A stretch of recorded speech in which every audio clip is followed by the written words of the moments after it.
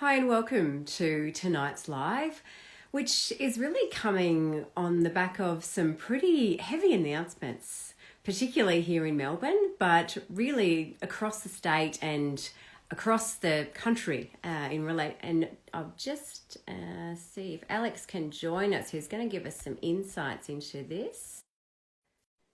So Alex is joining me to give everyone an update on this evolving situation and how it impacts your IVF and fertility and pregnancy journey, which can involve its own issues, let alone adding to the pandemic situation, is really taking those concerns to a whole new level.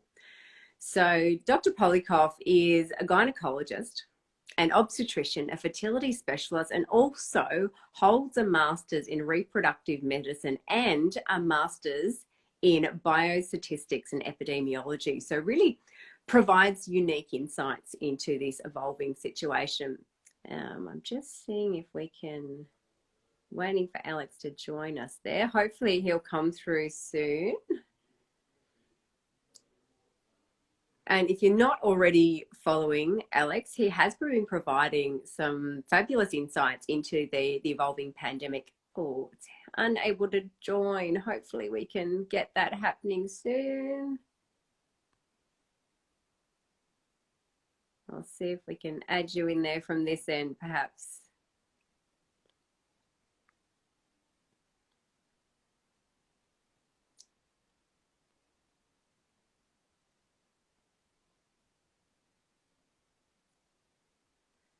Hi, everyone who's joining. We're hoping to get Alex on soon. I know there has been some issues with Telstra outages today, so hopefully we're able to connect and get some of Alex's amazing insights.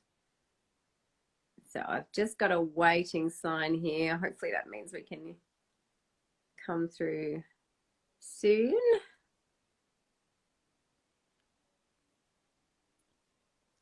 And feel free to ask questions as we go along. I know we are going to be covering the COVID situation and what it means, particularly obviously for IVF and fertility and those who are in early pregnancy or pregnant. Oh, unable to join.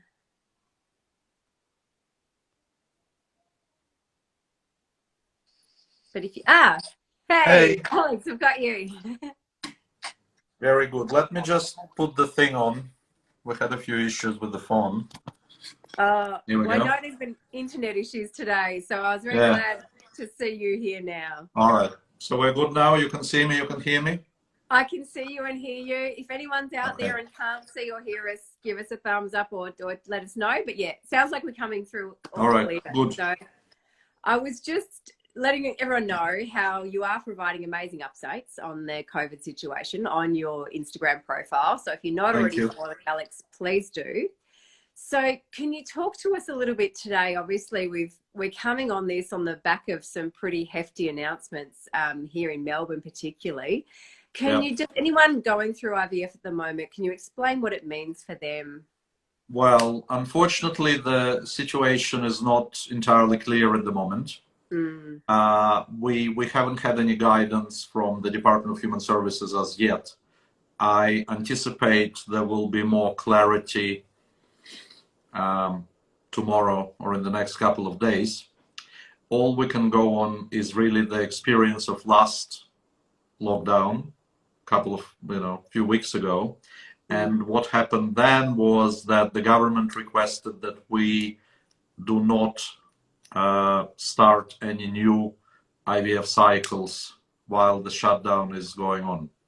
And so my anticipation and belief is that they will do the same thing this time. They will probably say you can complete the cycles that have already started. And I'm also hopeful that they may say you may do frozen embryo transfers or continue to do frozen embryo transfers because they're really not that resource intensive and they don't require much protective equipment or anything else. But my feeling is that they will probably request that we stop initiating stimulated cycles. So we'll probably not be able to start a cycle for the next, however long it lasts, maybe 6 weeks, maybe longer. But we are pretty sure that they will not abruptly stop all treatment. That's and so good news. people who are already in cycle or doing stimulation or injecting drugs or about to have an egg collection or embryo transfer, I do believe that those people will be able to finish their cycles. And that's what happened last time. So I anticipate it will be the same this time. So with the people currently going through cycles, I guess, what does it mean in regards to partners being there, masks involved, social distancing? So over the past 2 or 3 months, we had specific protocols worked out at Melbourne IVF. We've been trying to minimize the number of people who come in. And so unfortunately, for the past few weeks, partners were not able to join during the embryo transfer. So it was just the women, our patients, who were having embryo transfer, but their partner was not able to come in to observe it. Usually it's the partner and the woman who come in, and the partner can, have a look at the embryo and participate in some way, while over the past few weeks that was not possible. In terms of masks, we have a universal policy, and we've had it for a while, so it's not likely to change. Everybody who comes in needs to wear a mask. Also, people who were having egg collections had to do a COVID test prior to being admitted to hospital to have their egg collection, and we haven't had any positive results, luckily.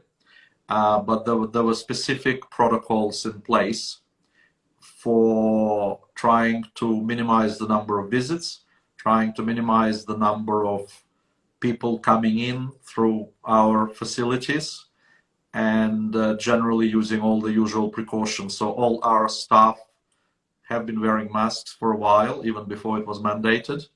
All the nurses now wear face shields. There is personal protective equipment available for the doctors when they do procedures. So that is all in place, and it's unlikely to change. I think it will continue as is. The only question is, what will the government decide in terms of starting new cycles? And I think that will become clearer tomorrow or the day after. I think they usually take a couple of days, and occasionally we get inconsistent advice. But we'll obviously try to push the government to clarify what we're supposed to do under the circumstances. And I know, as you said, everyone's getting the COVID test now before they do go in for their procedures. And that last 7 days, I know I've had a few patients going through myself, and some of them are unsure.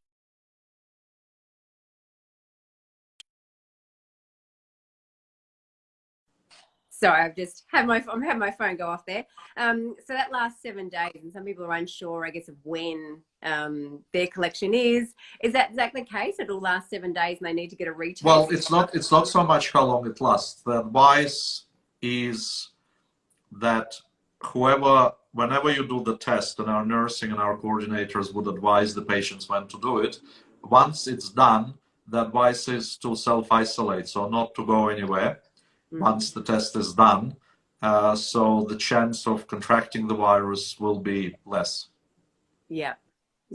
So I know we've got a few questions come up there, and I've said about initiating IVF transfer. I think we've spoken about that, and if you're currently in cycle, that seems to be the case. So hopefully, if you've got any other questions, I'm trying to field. Well, we simply don't know today what the government's advice will be tomorrow.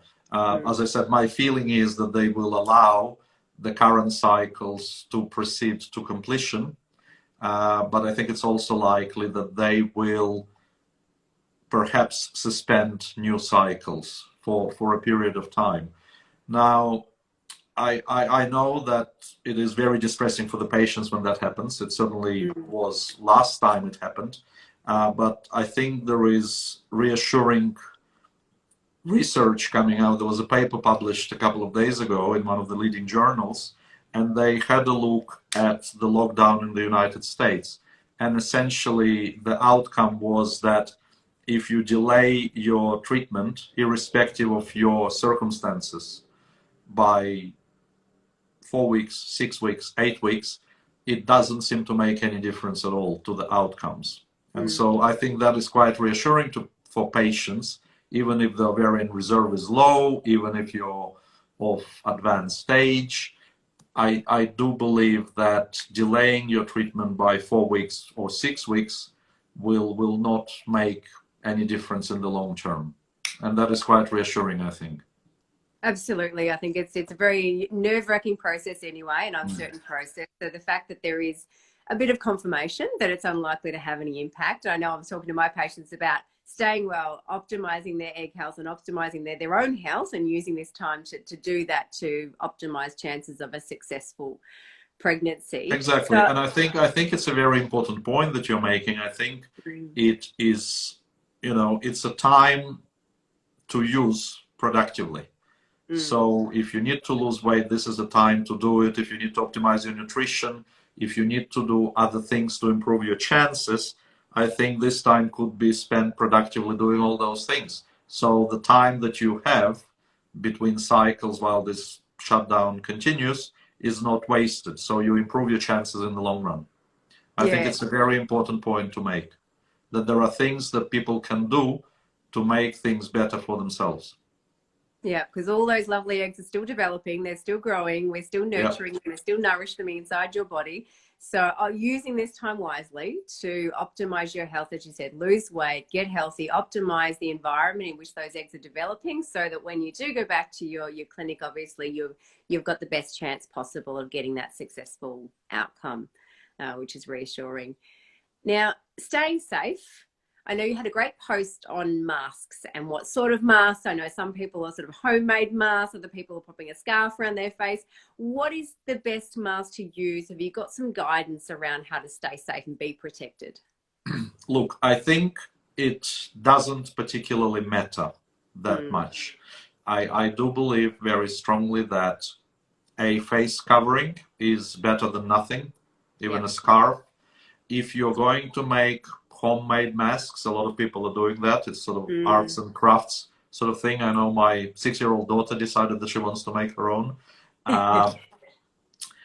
are videos on YouTube. There are recommendations from the CDC and the World Health Organization. They are supposed to be 3-layered. I think it's better to have 3 layers of protection if you make your own mask. If you can get your hands on surgical masks, I think they're available in all the pharmacies and all the newspaper and all the supermarkets now. That would be great. I do think that it needs to fit well and to be comfortable. If you're uncomfortable and you're constantly scratching your face and trying to adjust the mask, that's not ideal. You need to find a mask that is comfortable to wear for prolonged periods of time. And there are, certain tricks that you can do. For example, people who wear glasses often complain that the glasses fog. But if you sort of adjust it around your nose, that usually solves the problem. A 2-sided tape on the top layer, on the top border of the mask, so it sticks to your face, is often very helpful. I mean, we have those masks, surgical masks, that have that, and they're very comfortable for those who wear glasses. So there are lots and lots of varieties. I think the message should be that any mask, whatever your preference is much better than nothing. If you can get a reasonably good surgical mask, you're best to use that. They are disposable, so there are also videos on YouTube how to recycle them, and that's not unreasonable if you don't have enough. But generally, they're supposed to be changed every 4 hours of continuous wearing. If you can get N95 masks, they're the ones that are rated for very small particles, and they probably offer the best protection. They used to be available at Bunnings. I don't know if they still are, probably not. But that is not something that I would recommend for everyone. I mean, if you go to a really crowded place where there are a lot of people, where it's enclosed space, small rooms, impossible to maintain social distancing, I think the mask needs to be better. And so an N95 would be appropriate for that circumstance. If you're just walking down the street and you're not in an enclosed space, then it doesn't really make a huge difference what you wear, because contracting the virus on the street from passers-by is really, really unlikely. It is much more likely that you will contract it from somewhere where there are a lot of people coming and going. For example, if you go to a hospital, I would certainly recommend a proper mask, because that's where people congregate. There are a lot of people coming and going, and a lot of people coming from various places in Melbourne.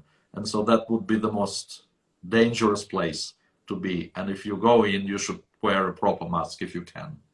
Yeah. So if you are going in for surgery or for IVF, getting a collection and having the procedures, I guess the N95 is the way to go. It is, but a surgical mask of any description would be fine. I mean, at the moment, when you come into Melbourne IVF or any of the satellite clinics or any of the hospitals, you are actually given a surgical mask. So that's always available. Whenever I come to work, I get one myself at the entrance. And so if you don't have a proper one of your own, just use that while you're inside. I think that would be the best advice. There are a couple of interesting papers that came out recently, and they demonstrate that if people wear masks, other people are less likely to approach you closely. So it actually helps with social distancing. We sort of stay away from each other if we all wear masks a bit more. And also you're less likely, if the mask fits well, you're less likely to touch your face if you wear a mask. And so it's not just preventing the small particles getting into you and coming out, it's also the social implications of everybody wearing a mask that seems to be helping in maintaining social distancing and decrease face touching as well. But I must stress that masks are only one side of things. I think that hand hygiene is also extremely important, and that cannot be neglected, because the virus can travel in the air, but it's more likely to be transmitted through surfaces. So if someone who's infected touches their face and then touches a table, and then you touch a table and then touch your face, that's how you get it more often than not. And so hand hygiene is really, really important. And if you can, when you go outside, you should carry a little bottle of hand sanitizer with you, and hopefully sanitize your hands whenever you touch something that other people may have touched. Yeah. So hand sanitizing, washing your hands, good old soap and water, is that going to be better, or we need to have the... No, I think soap and water is fine. The only problem is that if you're out and about, it's often somewhat difficult to find a place to use it. So I would recommend a small bottle of hand sanitizer to be with you at all times. A lot of people use them when they travel. I've noticed that, and I think it's time to use them now in Melbourne as well. When you go outside for any purpose, just have one with you, and then if you're in a position where you touched something, or you went into a shop and you touched an area that is common area, that would be a good time to hand sanitize. And it would touch on, I know we spoke a little on this last time, but early pregnancy. I think I have a lot of patients who've had, years of struggle, now finally pregnant, and feel like I'm pregnant now in a pandemic, and nerves about being pregnant after years of struggle anyway. What should a newly pregnant, or even generally pregnant person, be doing? Is there any concerns that are extra for their pregnant woman around COVID? Well, there are no extra concerns as such. Pregnant women seem to be in the same risk group as everybody else. Of course, if you get infected and you get unwell while you're pregnant, there are additional strains on your system. So physiology is somewhat different. You're more likely to have a more severe disease, perhaps because you're pregnant. There doesn't seem to be any increase in the risk to the baby as far as we know, but you have to keep in mind that the virus only been around for about 6 months, and we haven't had the first cohort of babies being born since the pandemic. So we simply don't know. But from the knowledge of other coronaviruses, they don't seem to affect pregnancy in any degree. There is a lot of active research going on about the risk of miscarriage and coronavirus. It's unclear at the moment whether there is any problem. We simply don't know. There was another paper that came out just recently that suggested that preterm birth was decreased during the pandemic in Europe and the United States. It's a bit difficult to interpret because they were only talking about very premature birth, once again because of the timeline, but there seem to be a decreased risk of going into labor early or very early. And I think that's good. I think it's not so much the virus, but the reflection of the fact that a lot of people don't run around as much as they used to, and that may have prevented some of the premature birth. It's really quite unclear. But overall, my advice would be, sanitize your hands, wear a mask, try not to get it if you can. If you do get it, obviously there will be additional issues in terms of antenatal care and birth, but it is unlikely that the pregnancy or the baby will be affected in any way. Yeah. Okay, that's reassuring to people who are newly pregnant. So similar restrictions, stay safe as you're already doing. It's the same advice. It's the same advice at the moment. Everybody who is looking into these issues, they haven't come up with any different advice related to pregnancy. And so at the moment, we're just carrying on with all my pregnant patients. We're just carrying on as is. There is, however, a note of caution, and that is the whole antenatal care has changed somewhat.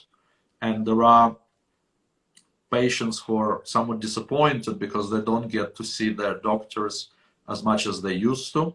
We try to make time between appointments a bit longer, just to minimize the number of people who are coming into the office to see us. And it's the same in the public system. In fact, in the public system, it's probably worse. They're really trying to reduce the number of visits.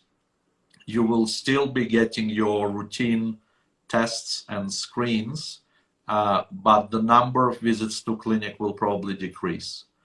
And when you go into labor or you're close to delivering the baby, there are some restrictions in place.